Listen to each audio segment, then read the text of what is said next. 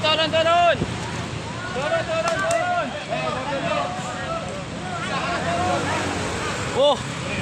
Sangat truk. Pria ini tiba-tiba menghentikan truk trailer yang melintas di jalan raya di depan kantor DPRD Kabupaten Situbondo, Jawa Timur, lalu naik ke atas kendaraan. Aksi nekat tersebut membuat arus lalu lintas macet hingga petugas gabungan berupaya mengevakuasinya. Seorang petugas bahkan harus naik ke atas truk untuk membujuknya. Setelah 5 menit berlalu, petugas berhasil menurunkannya. Namun saat akan dimasukkan ke mobil Satpol PP, pria tersebut kembali memberontak. Dengan pengamanan bersama, petugas akhirnya berhasil membawanya ke RSUD Dr. Abdur Rahim Situbondo. Menurut petugas, pria tersebut merupakan warga Magetan, Jawa Timur dan sebelumnya sempat mengamuk di sejumlah lokasi serta melarikan diri saat proses pendataan dinas sosial. Kemudian salah satu juga di Jalan Mawar itu ngamuk. Kemudian diamankan oleh teman-teman kami yang ada di lapangan.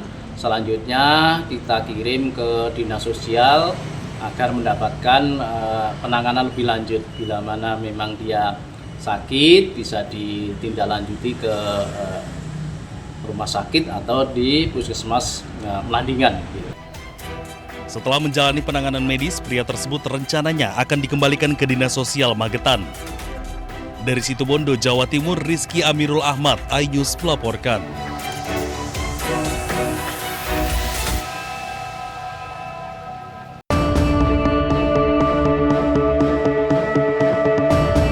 Mobil patroli milik Polsek Tambak Sari, Kota Surabaya, diduga dibakar seorang pria pada Kamis dini hari.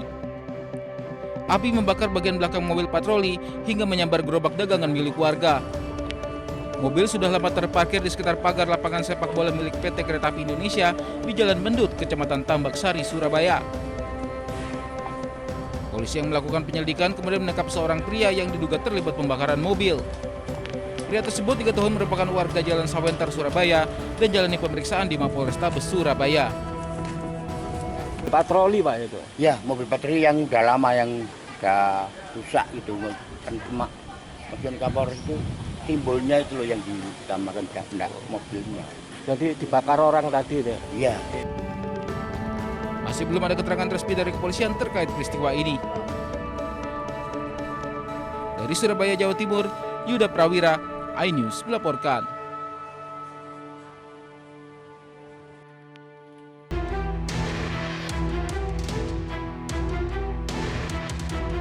Presenter kondang Ruben Onsu resmi ditetapkan sebagai tersangka oleh penyidik Polres Metro Jakarta Selatan terkait dugaan tindak pidana penipuan atau penggelapan. Penyidik kepolisian menemukan bukti yang cukup untuk menaikkan status terlapor jadi tersangka. Menurut Kasih Humas Polres Metro Jakarta Selatan AKP Joko Adiwibowo, korban mengaku mengalami kerugian akibat janji investasi yang ditawarkan oleh pihak Ruben. Tergiur dengan janji keuntungan yang menggiurkan, korban kemudian menyerahkan sejumlah modal kepada mantan suami Sorwenda tersebut. Terlapor saudara RSO statusnya dialihkan sebagai tersangka. Kemudian dibuatkan surat penetapan sebagai tersangka. Meski statusnya sudah naik menjadi tersangka, polisi menyatakan hingga saat ini belum melayangkan surat pencekalan ke pihak imigrasi. Namun penyidik telah menjadwalkan pemeriksaan perdana terhadap Ruben Onsu dalam kapasitasnya sebagai tersangka pada pekan depan. Dari Jakarta, Raffi Wardani, iNews melaporkan.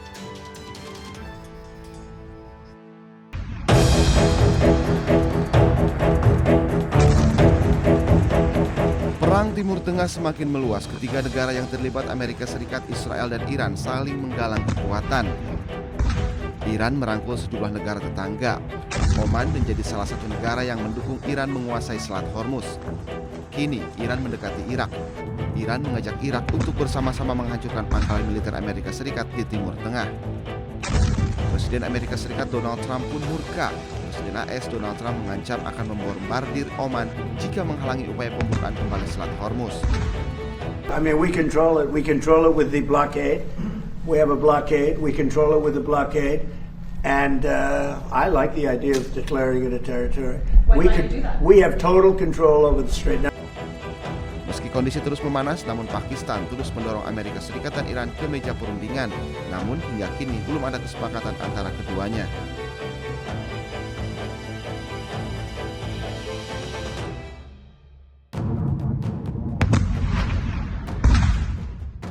Iran mulai pertimbangkan serangan terhadap fasilitas militer Amerika Serikat di Eropa. Nantinya, serangan akan difokuskan pada fasilitas militer AS di Eropa bagian selatan dan tenggara. Tindakan ini akan diambil bila AS terus menyerang Iran. Salah satu yang menjadi target adalah Bulgaria yang telah menyetujui penggunaan pangkalan udara Besmer untuk pesawat pengisian bahan bakar AS. Bulgaria pun telah bersiap menghadapi serangan Iran. Отношение на базата в Безмер, координирано с Министерството на отбраната и под ръководството на министър-председателя сме предприели всички възможни мерки. Включително сме се подсигурили, като мерките, които сме предприели, са за много по-високо ниво на заплаха от тази, която реално се докладва по линия на службите и постъпващата информация. Следим постоянно ситуацията и процесите и ще продължаваме да прилагаме мерки, които са изпреварващи и са в много по-голяма степен така интензивни спрямо нивото на информацията за заплаха към момента. Tak hanya itu, serangan yang menewaskan 3 personel militer AS menjadi bukti kemampuan Teheran menyerang target dalam jarak jauh.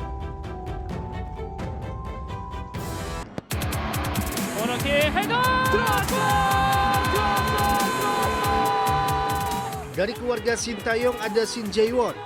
Lahir 16 September 1998, Jae-won berposisi sebagai sayap atau gelandang dan mampu bermain beberapa posisi. Memulai karir profesional bersama FC Seoul, Jae-won sempat membela Ansan Greeners dan Suwon FC sebelum bergabung dengan Seongnam FC pada 2023. Pada Januari 2026, Bucheon FC resmi merekrut Jae-won. Media Korea setempat menyebutnya sebagai pemain multifungsi di sektor lini serang, serta masuk Best 11 K-League 2 pada 2025.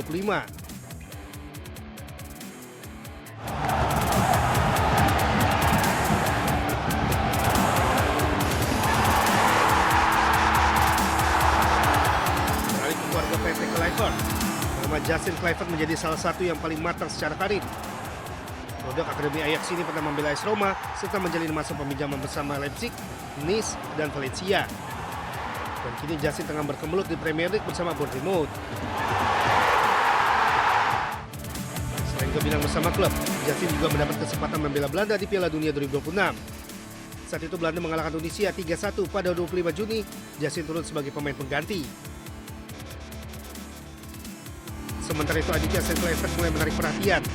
Pada musim panas 2026, Sen mengikuti persiapan pramusim Barcelona. Puncaknya, Sen menjalani debut bersama tim utama Barcelona pada 1 Agustus 2026 dalam laga uji coba melawan Birmingham City.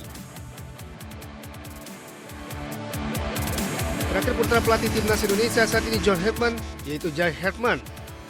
Jai memilih melanjutkan karirnya di Indonesia setelah resmi didatangkan Bali United untuk menghadapi Super League musim 2026-2027. Kedatangannya sekaligus melengkapi kuota pemain asing Bali United. Jai memiliki posisi sebagai penyerang dan diharapkan bisa menambah daya gedor Bali United. Kecepatan, kemampuan membaca ruang, serta pengalaman bermain di kompetisi Kanada menjadi modal Jai untuk beradaptasi dengan sepak bola Indonesia.